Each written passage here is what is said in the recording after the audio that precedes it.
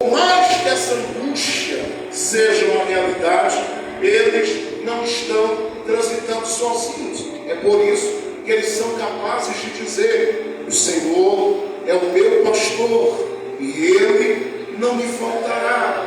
Ainda que eu ande pelo vale da sombra e da morte, eu não temerei mal nenhum, porque eu sei que eu não ando sozinho, não canto sozinho, não oro sozinho, não choro sozinho. Tu estás comigo. São capazes de dizer: Ele é o meu refúgio, minha fortaleza, meu socorro, bem presente na hora da angústia. São capazes de dizer: eu elevo os meus olhos para os montes, de onde me virá o socorro? O meu socorro vem daquele que não me deixa estar aqui no meio dos ventos sozinho. Eu não estou sozinho. O livro dos Salmos faz questão de nos convidar a caminharmos com essa convicção de que nem você nem eu estamos nesta terra sozinhos. Talvez alguma situação que você passe, ela coloque você em algum momento ou em algum dia se sentindo desamparado, esquecido, abandonado e sozinho.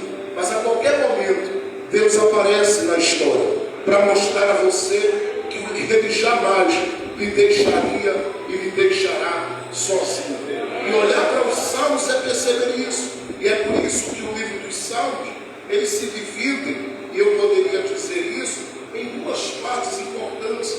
Aqueles salmos que são salmos muito pessoais e aqueles salmos que vão além daquilo que se torna muito comum aos outros salmistas que ouvem, leem ou cantam o salmo dos seus colegas. Porque há salmos muito pessoais. Tem gente dizendo assim: eu tenho um Deus que é o meu Deus. É muito pessoal. Mas você percebe, por exemplo, a partir do Salmo 100, que o livro dos Salmos apresenta salmos que nos levam a olhar a pessoa de Deus de uma forma diferente. Por quê? Porque o Deus pessoal não deixa de ser o Deus grande por ser pessoal. Tem muita gente que acaba confundindo isso. Deus é Pai, Deus é amigo, Deus está conosco. Mas muita gente entende que essa relação de Deus tão próxima da gente, às vezes gera a ideia de que algumas coisas Deus não está envolvido nelas. E o Salmo, o livro dos Salmos, a partir principalmente do Salmo 100, e por que não dizer no Salmo 136, ele nos convida a olharmos para esse Deus como um Deus que está acima de tudo, que está em lugar alto, que domina sobre tudo, que governa sobre tudo.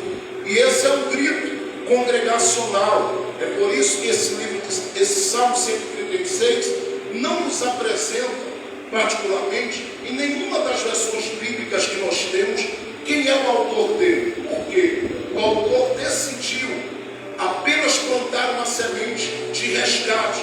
Resgate de quê? Da visão desse Deus, que vem sendo apresentado nos Salmos como um Deus pessoal, o Deus que eu amo, o Deus que me ajuda, o Deus que me socorre, o Deus que espera. Ele deixa aqui apresentar esse Deus pessoal para resgatar essa visão desse Deus soberano. Sim, ele faz questão de apresentar esse Deus na sua grandeza, na sua autoridade, no seu poder. E quando ele vai falar desse Deus para a gente, é tão interessante observarmos isso, que ele divide nesse Salmo 136 a apresentação de Deus de três formas. E é interessante que ele coloca os seus tópicos e os seus subtópicos, e na medida que qualquer um lê o Salmo 136, logo você percebe. Por exemplo, você toma o Salmo 136, do verso 1 ao verso 10, ele apresenta a Deus como Criador, e aí vem os subtópicos.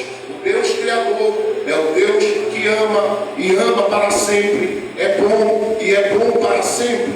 Ele faz questão, por exemplo, de apresentar do verso 11 até o verso 23, Deus como aquele que é o libertador. Sim, ele apresenta e vem os subtópicos: aquele que libertou, aquele que tirou, aquele que arrancou Israel das mãos do faraó do Egito, que cuidou, que guardou, que ajudou. Sim, mas ele vai também entre os versos 24 e 26, apresentar Deus como um Deus provedor. E ele vai colocar os subtópicos: ele é provedor porque faz isso, isso e isso. E é sobre isso que eu queria que você atentasse esta noite. Por quê? Porque você veio a este lugar e vai voltar para casa com a visão que Deus quer que você tenha de quem Ele é. E eu vim lhe dizer que o Deus que você conhece é o mesmo que o salmista conhecia. O Deus que você adora é o mesmo Deus que o salmista adorava. Porém, ele sabe que ele está falando aqui em um tempo, com uma congregação que precisa resgatar essa visão do Deus que ele está dizendo, que é criador, que é libertador, que é provedor. Sim, ele precisa e entende que a congregação precisa resgatar isso. Por que ele quer fazer esse resgate? Talvez porque ele um dia acessou o seu celular, deu uma olhada para um desses canais do YouTube e deve ter assistido a alguns podcasts e começou a perceber que na época dele, assim como hoje, Deus está sendo colocado em debate, como se Deus, que a Bíblia diz em Isaías capítulo 40, que tem a terra debaixo dos seus pés, que mede os céus a palmos, que toma as águas do mar como uma concha na sua mão, que chama as estrelas pelo seu nome, ele coubesse no diálogo e no debate de gente que não consegue nem tomar um banho direito. Ora, esses dias eu gastei um tempo da minha vida e eu confesso, tenho muito respeito por grandes cientistas, mas eu ouvi falar tanto de um livro chamado Deus, um Delírio. E eu, quando eu comecei a ler o livro, eu decidi parar apenas pelo fato de que eu disse: meu Deus, um homem como esse precisa ter muita fé para crer no que ele acredita, para tentar desconstruir aquele que antes de tudo já era. E que em Isaías, no capítulo 43, verso 13, ele diz: ainda antes que houvesse dia, eu sou, e não há quem possa fazer escapar das minhas mãos. Operando eu, quem impedirá?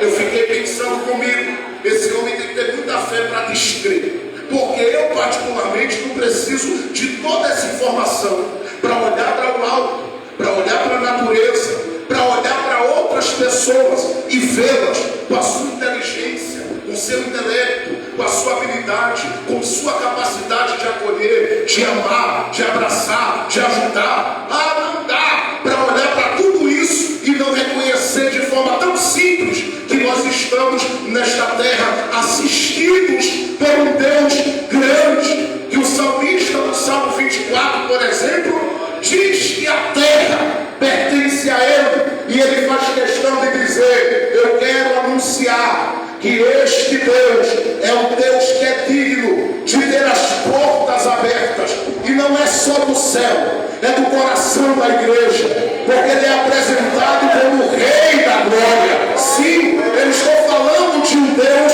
capaz de mover coisas de forma extraordinária e surpreender qualquer coração, porque a Bíblia diz que ele chama a existência até aquilo que não existe. Eu fico pensando: será que um Deus tão alto, tão elevado, ele vai caber dentro dos meus diálogos, das minhas dúvidas, das minhas crises, das minhas questões? Não, ele olha para mim e diz: eu prefiro entrar nelas para resolver, mas não cabe um Deus tão grande dentro desse diálogo. Onde é que ele cabe? Ele cabe na mente que consegue olhar para ele como salmista do Salmo 136 e consegue dizer: eu lhe vejo como o Senhor é. O Senhor é grande, o Senhor liberta, o Senhor perdoa, o Senhor salva, o Senhor resgata, restitui, restaura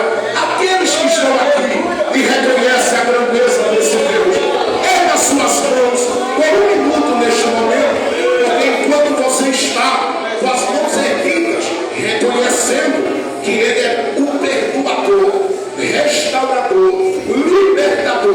que foi apresentado por Jó no capítulo 19, verso 25 do seu livro, como aquele que vive e que se levanta. Sim, o Deus que é grande, se você reconhece a grandeza dele, o poder dele, e por mais inteligente que você seja, você consegue olhar e dizer: a minha inteligência não me levará nunca a penetrar a profundidade da grandeza dele, porque Paulo diz na doxologia em Romanos que ele é tão grande e tão profundo que a mente do homem não consegue penetrar. Só o próprio Espírito dele é que nos dá discernimento da grandeza dele, do poder dele, da autoridade dele. Olha, quando o salmista vai apresentando esse Deus aqui, ele vai dizer algumas coisas que me chamaram a atenção. Não vou falar sobre elas hoje, porque o meu foco está em um outro ponto do salmo. Mas olhe para o salmo que você está aí com a Bíblia aberta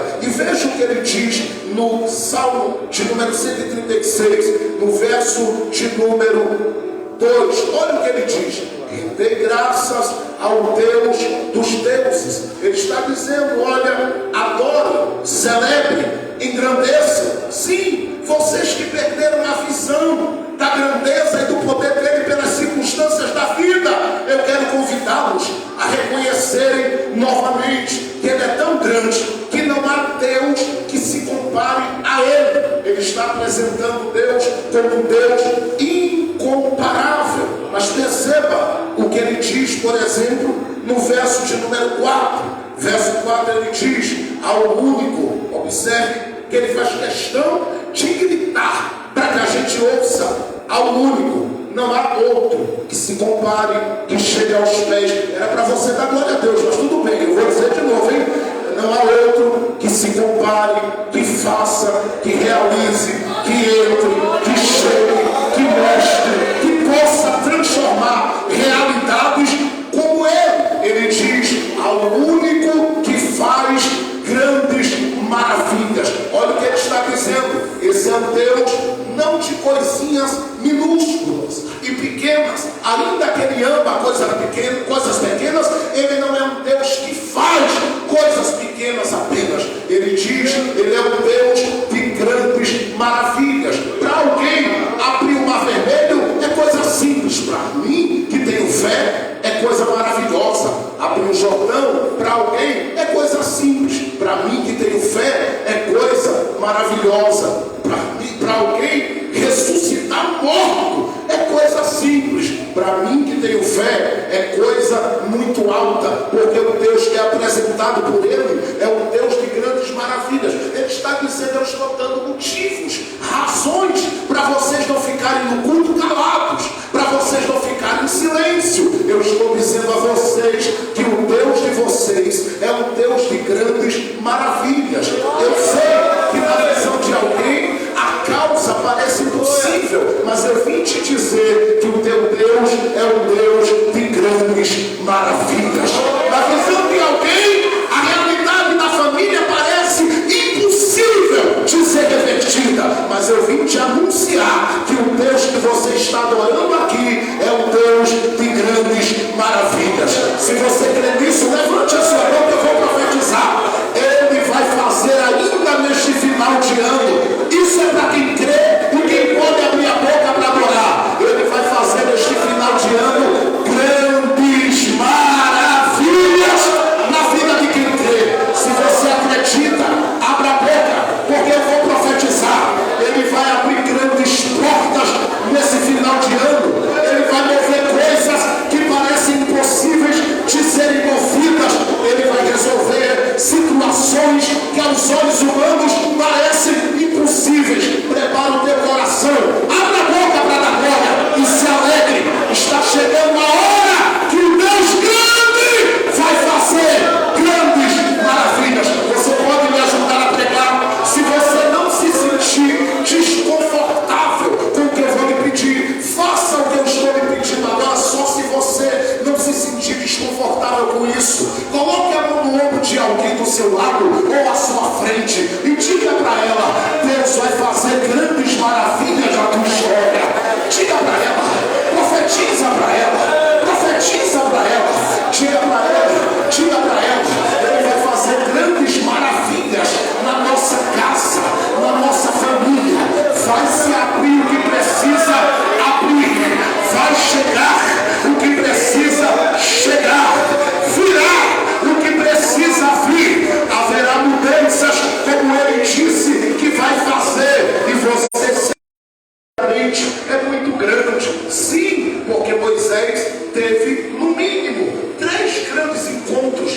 uma vida com Ele? Sim, a Bíblia dá testemunho no livro do Êxodo, capítulo 3, no capítulo 24, no capítulo 33.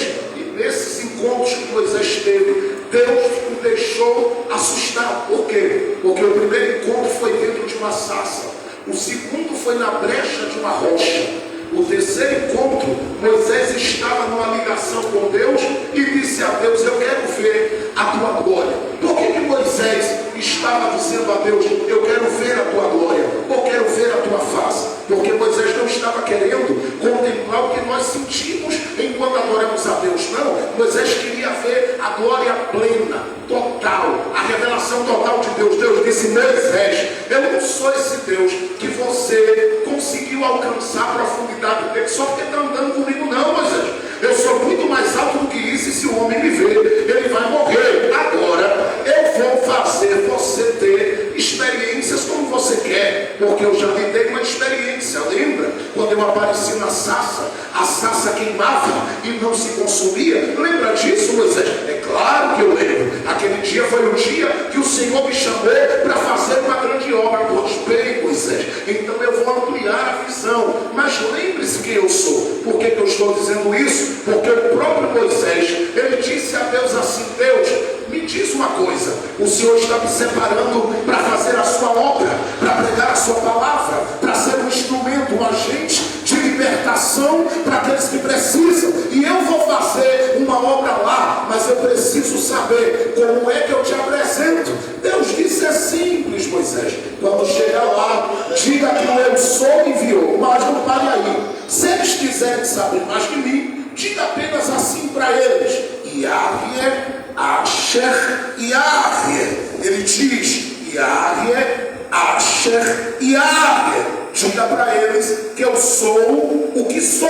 Eu estava dizendo para Moisés: Moisés, eu sou um Deus que estou trabalhando agora, mas me movo por extensão. Você quer entender isso? Eu sou Deus de Abraão, mas me estendi em Abraão para Isaac. Sou Deus de Isaac, mas me estendi em Isaac para Jacó. Sou Deus de Jacó, mas me estendi em Jacó para José e para Judá. E vou dizer uma coisa mais: ele se estendeu tanto que chegou até nós, porque de Judá veio o leão da tribo de Judá, que é o salvador da minha vida e da sua vida. Ele é um Deus que se revela pela extensão. Ele estava dizendo: Moisés, diga para eles que eu serei o que eles precisarem que eu seja. Em outras palavras, eles precisam de um libertador, eu liberto. Se eles precisam de amigo, eu sou amigo. Se precisam de pai, eu sou pai. Se precisam de companhia, eu sou a melhor das companhias. Se precisam de alguém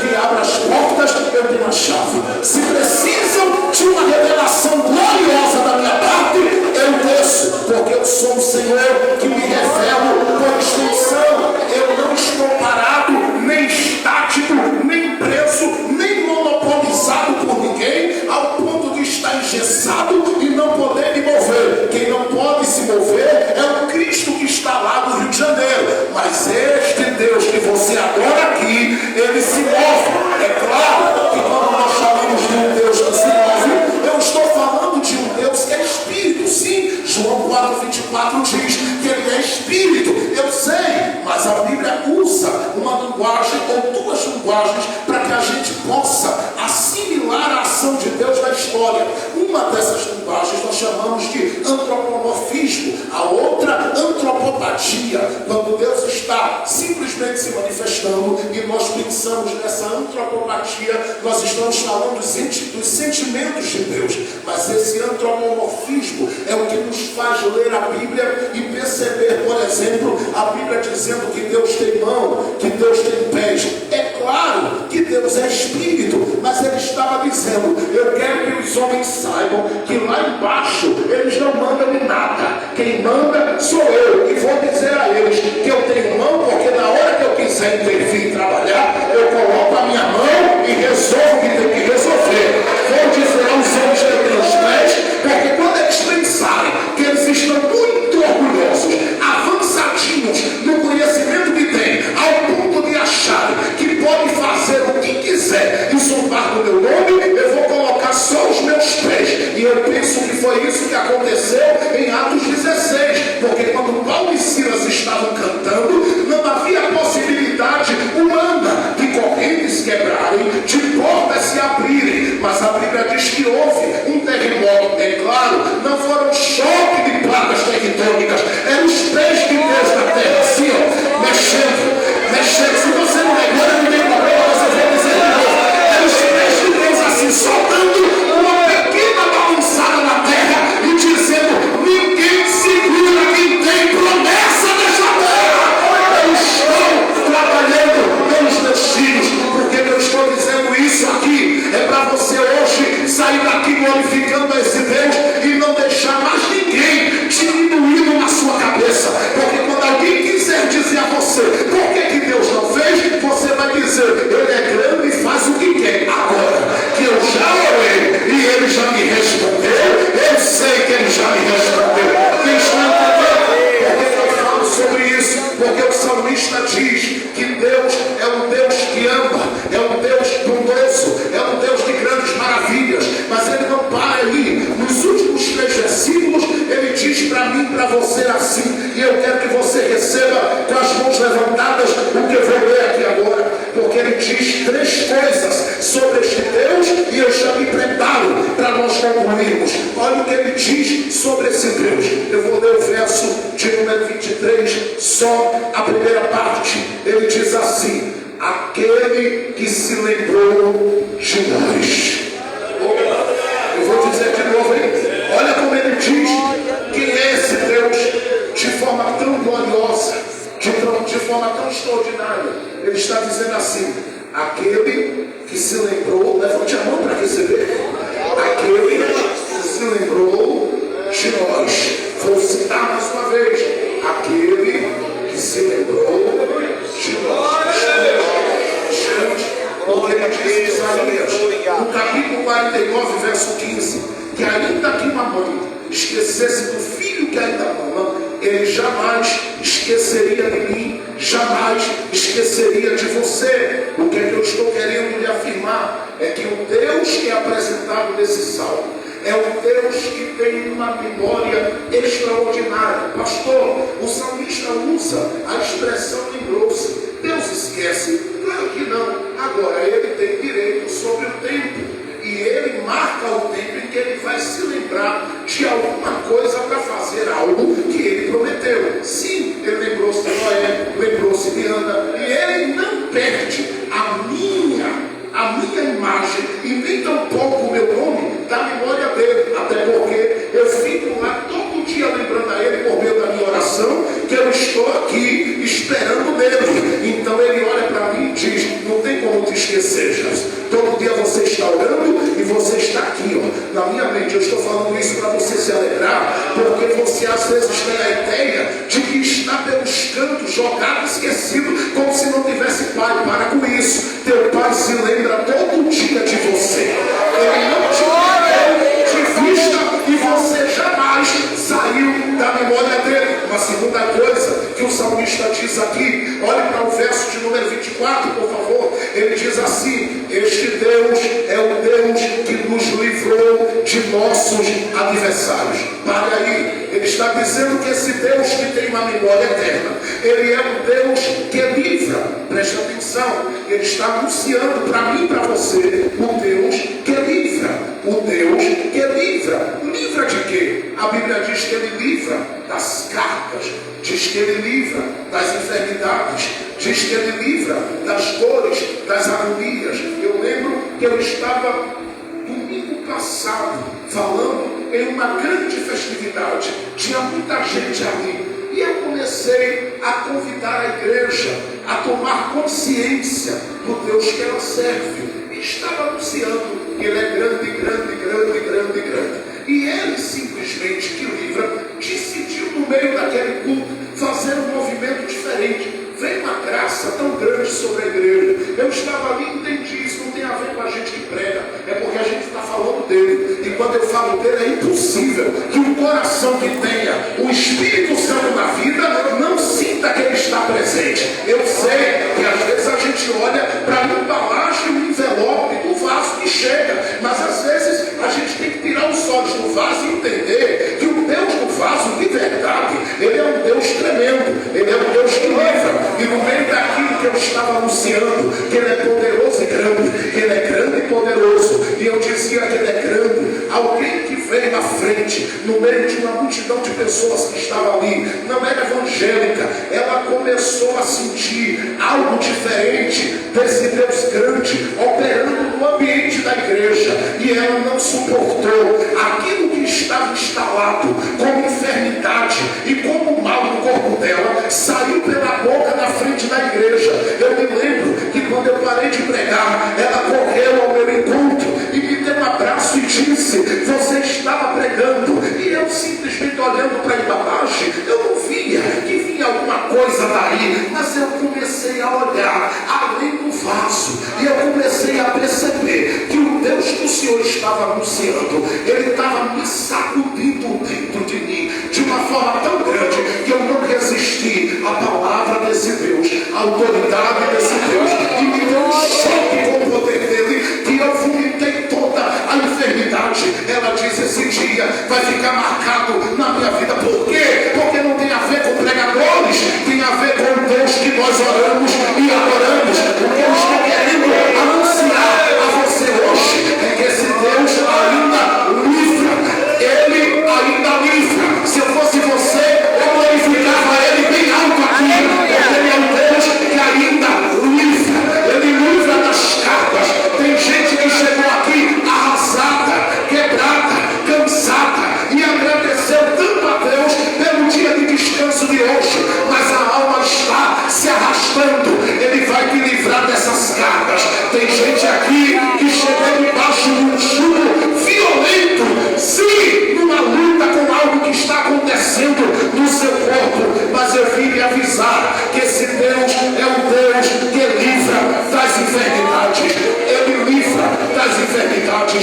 Mateus, no capítulo 4, verso de número 23, diz que Jesus, ele percorria pelas regiões da Galileia e traziam a ele lunáticos, paralíticos, cegos, e diz a Bíblia assim: e ele curava e libertava a todos. Escute, o poder deste Deus não mudou. Daniel disse no capítulo 2, verso 21 e 22, ele é o que revela o profundo e o escondido, remove reis, estabelece reis. Ele é o que tem o poder para mudar os tempos e as estações. Ele não mudou, ele é o mesmo. Malaquias diz no capítulo 3: eu sou o Senhor e não mudo. Eu vim avisar esta igreja: vai haver uma obra de transformação, de realidade de vidas aqui tão grande a partir de hoje, que Deus vai começar a mostrar dentro da tua casa que Ele ainda sara, que Ele ainda liberta, que Ele ainda quebra os jugos que estão estabelecidos. Se eu fosse você, eu levantava as duas mãos agora. Pode soltar o teclado aí agora. Erga as duas mãos, levante as duas mãos bem alto, porque eu vim lhe avisar que este Deus ainda sara, este Deus ainda cura, este Deus ainda liberta, este Deus ainda resgata, este Deus ainda restaura, esse Deus ainda livra, livra, livra, livra. Você crê no que eu estou lhe dizendo? Então abre a boca agora, por alguns minutos. Não pare de adorar o nome dele, porque ele ainda livra, ele ainda livra, ele ainda livra, ele ainda livra, ele ainda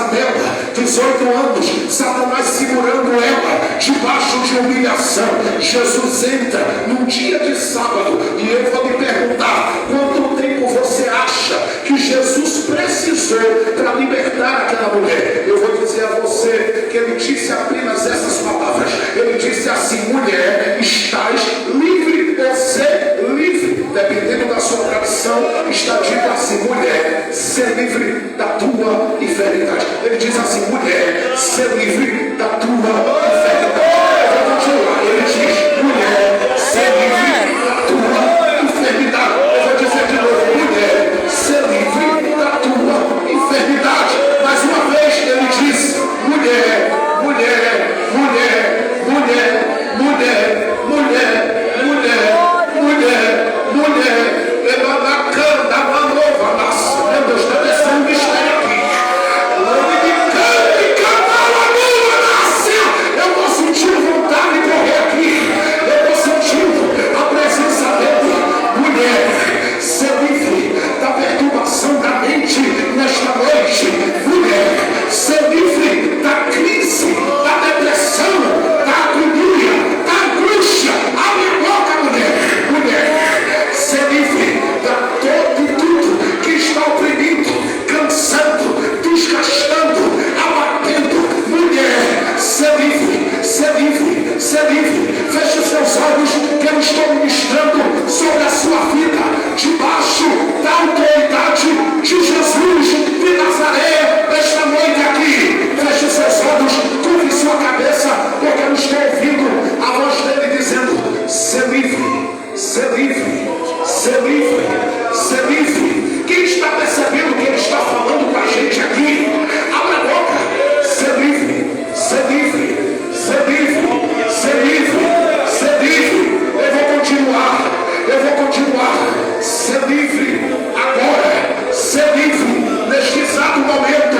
Abra a tua boca, dá o teu grito esta noite, porque o que te segurou, amarrada, impedida, em angústia, deprimida, sem vontade de viver, até querendo se matar, está caindo por terra agora. Jesus, eu estou vindo no jejum e na oração.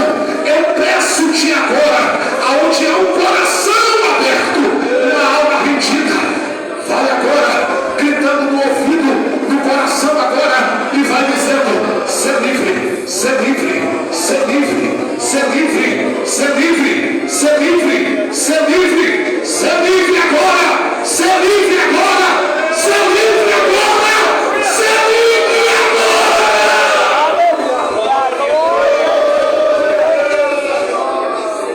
Estou sentindo ele confirmando a minha alma.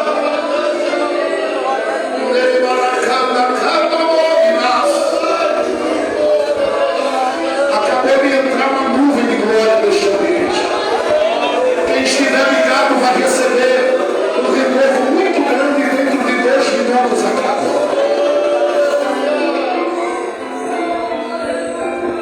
Eu vou esperar você abrir a boca. 18 anos Satanás oprimindo. 18 anos maltratando a casa. 18 anos maltratando a família. 18 anos maltratando a história. Jesus chega e eu vou lhe dizer com essas palavras: o tempo que eu gasto para dizer isso, Jesus fez muito mais rápido na vida dela. Eu estou dizendo, o tempo que eu uso para pronunciar esta expressão, Jesus foi muito mais rápido. Mulher, ser livre. Vê se você consegue contar quantos segundos. 18 anos, não levanta a cabeça. 18 anos, eu ando sem moral. 18 anos, sem respeito de ninguém. 18 anos, sem consideração. 18 anos, sem admiração. 18 anos, sem um abraço de ninguém. Jesus chega em alguns segundos de Satanás. Você gastou muito tempo para arrumar a bagagem pesada nas costas dela, mas eu em alguns segundos já vim me avisar: vou desfazer. Vou desfazer. E ele está usando aqui apenas alguns segundos para colocar alguém com a alma livre nesta noite aqui.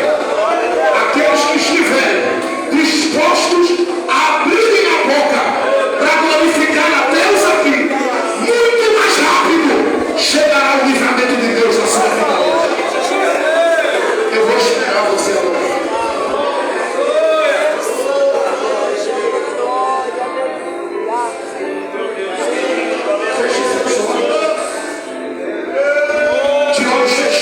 você vê o céu pelo lado de Deus.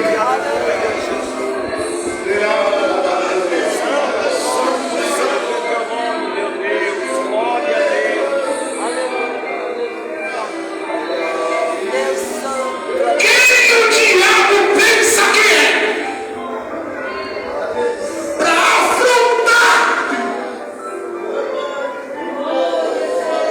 e dizer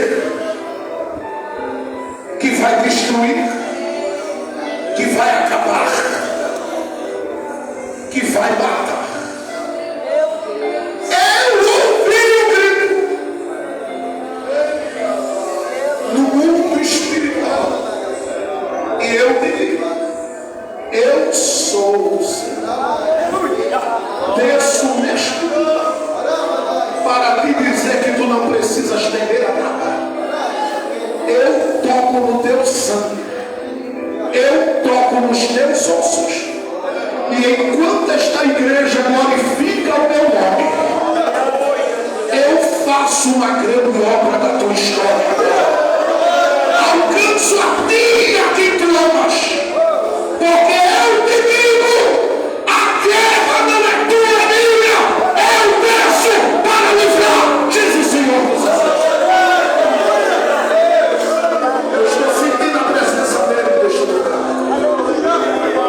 Fique de pé comigo, por favor.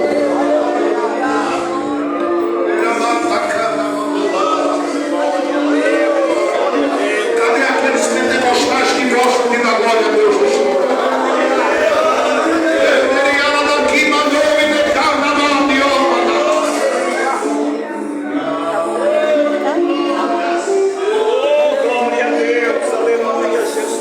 Receba esta palavra profética. Ele vai parar o que está querendo te parar. Eu vou dizer de novo: Jesus, o Verbo encarnado, o Deus vivo, o ressuscitado,